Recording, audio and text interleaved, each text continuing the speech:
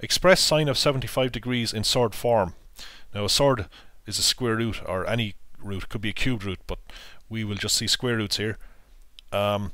We will write 75 degrees in terms of the special angles 45 degrees and 30 degrees, because we know the sine and cos of those angles in surd form. So we use the following identity: sine A plus B equals sine A cos B plus cos A sine B. It mightn't look exactly like this in your tables, but I remember it because I know the plus sign appears here, and we have to get the sine of one of the angles, and then we have to get the cos of the same angle. So these functions switch roles in this term. But anyway, what we do is we write 75 degrees as 45 degrees plus 30 degrees. So we write 75 degrees as this compound angle, and then we can break this into sine and cos of these individual angles. So this is going to be sine 45 cos 30 plus cos 45 sine 30, and we have these in surd form. In surd form, the sine of 45 is 1 over root 2. The cos of 30 is root 3 over 2. You can look these up. You can also work them out by drawing isosceles triangles, or an equilateral triangle for the case of 30 degrees. The cos of 45 is 1 over root 2, and sine of 30 is a half. So we have a common denominator of 2 root 2 here. 2 root 2 appears in the denominator of both of these fractions, so we have root 3 plus 1 on top, and that's as far as we can simplify it. Prove that cotan of 2a plus tan a equals cosec of 2a. Now if you don't know what these are, you can just look them up. The cotan of a is actually 1 over the tan of a. The cosec of a is 1 over the sine of a. So I'll start by making those substitutions. So cotan of 2a is got by replacing a in tan a by 2a. And I'll leave this as it is. Cosec of 2a is going to be 1 over sine 2a. Now, I'm going to write the tan functions as sine over cos. So, tan 2a is sine 2a over cos 2a. Tan a is sine a over cos a.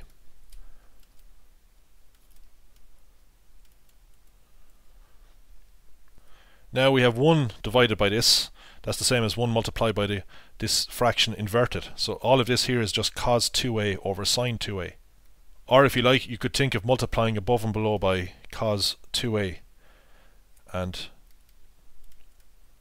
the cos 2a is cancelled, so we get cos 2a over sine 2a. So I'm putting both sides equal to each other here, even though we're trying to prove that they're equal to each other, of course.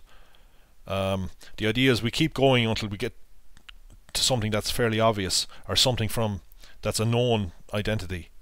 And so far, of course, this is not a known identity. Next, I will add these two fractions on the left hand side to get a single fraction. So we just multiply the denominators of these two fractions together, and that gives us the common denominator. Then we divide each denominator into the common denominator and multiply by the numerator. So we divide sine 2a into the common denominator. That'll give us cos a, the other denominator, and we'll have cos a times cos 2a on top. So we'll be multiplying this by this, and from the other denominator we'll end up getting sine a by sine 2a. So we have cos 2a by cos a,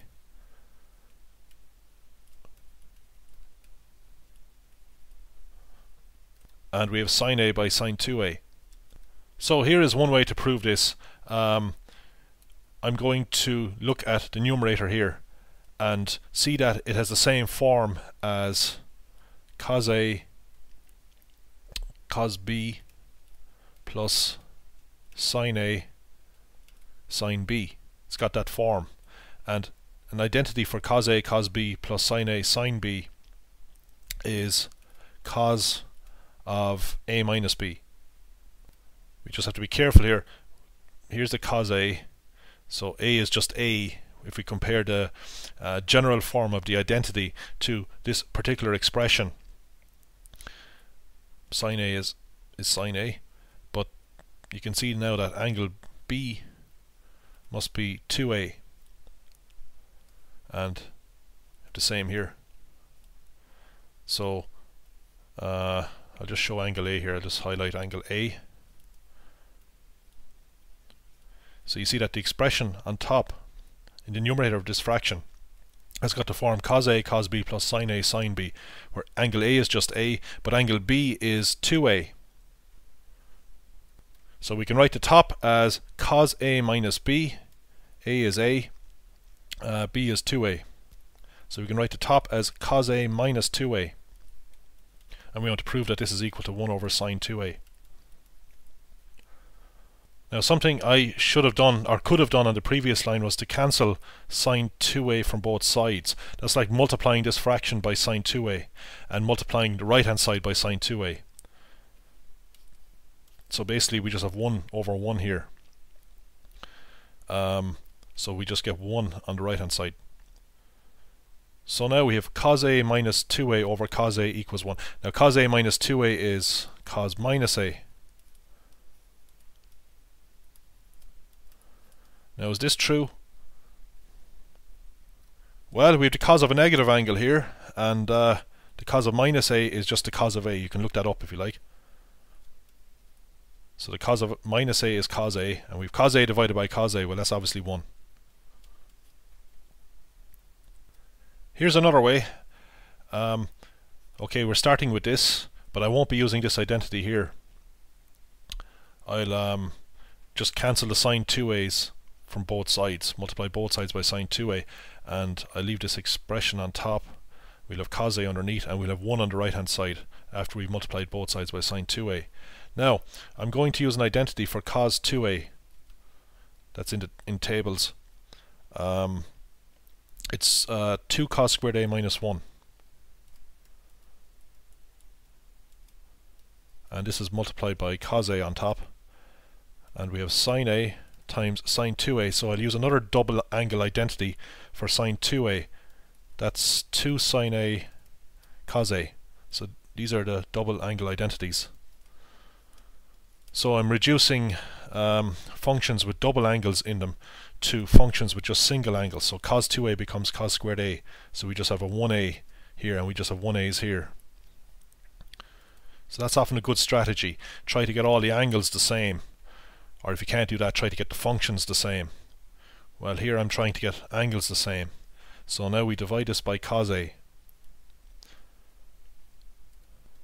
Now actually I'm going to rewrite this as 2 separate fractions, because we can get some cancelling here. Or I can just do the division. I can take this term over cos A, yeah, and these cancel. And I can put this over cos A as well, if we think of 2 separate fractions, and this cos A cancels. So I've divided each of these expressions by cos A. So we're going to get 2 cos squared A minus 1 plus 2 sin squared A when I multiply the sin A in here. And we want to prove that this is equal to 1. Now I factorize the 2 out of the cos squared A and sin squared A. Is this true? Well, here we use another identity. Cos squared A plus sin squared A equals 1. Always look out for cos squared A and sin squared A in an expression. Hopefully the numbers in front of them will be the same, so we can use this identity here. So we have basically 2 times 1 minus 1. Well, of course that's equal to the right hand side, which is 1. Prove that 2 sin theta over cos 3 theta equals tan 3 theta minus tan theta. Now notice here that we've tan 3 theta on the right hand side, and tan 3 theta is the same as sin 3 theta over cos 3 theta. So the denominator of this term is the same as the denominator of this term. So at least we can multiply both sides by cos 3 theta to get rid of one of the cos 3 thetas.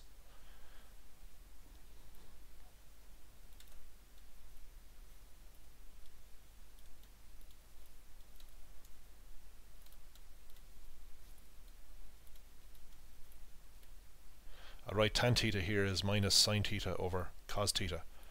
So I'm going to multiply everything by cos 3 theta. So if I multiply the left hand side by it, of course, I'll get rid of it in the denominator. I'll just have 2 sine theta. Multiplying cos 3 theta by this will get rid of it, so we just have sine 3 theta. And over here we're going to get minus sine theta over cos theta times cos 3 theta. So it just simplifies things down a bit, because we had 2 lots of them here, and you know it's difficult to write cos 3 theta in terms of theta and 2 theta. So we just have it appearing once here. That makes it a bit easier. What else could we do? We could multiply both sides by cos theta to get all of this into a straight line. So here's cos theta. Let's do that. So we'll multiply the left hand side by cos theta, and of course we get 2 sine theta cos theta.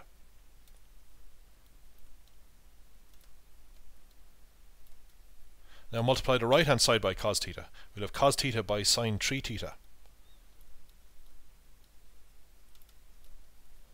And when we multiply this thing by cos theta, we get rid of the cos theta, and we have minus sine theta cos 3 theta. Now we have the whole thing in a straight line. So we started by multiplying both sides by cos 3 theta after we'd rewritten the tan functions as sine over cos. And we are left with a denominator with that was cos theta, so we had to multiply both sides of this by cos theta. And now we have everything in a straight line. Now, we could of course sub in for sine 3 theta and cos 3 theta here, but that's just going to be a mess because I've tried that already. By far the easiest thing to do here is to take a good hard look at this expression here, and notice that it's got the form cos A sine B minus sine A cos B. That's if we let A equal theta and B equal 3 theta. And everything will follow over here. A is theta, B is 3 theta. Now if you look this up, you mightn't see exactly this in tables.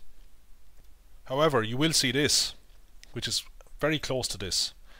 So what's the difference between the identity that's in tables and what we have here? Well, actually, if we just interchange A and B, we'll get exactly this. If I call A 3 theta and B theta, we'll see that this thing has exactly this form here.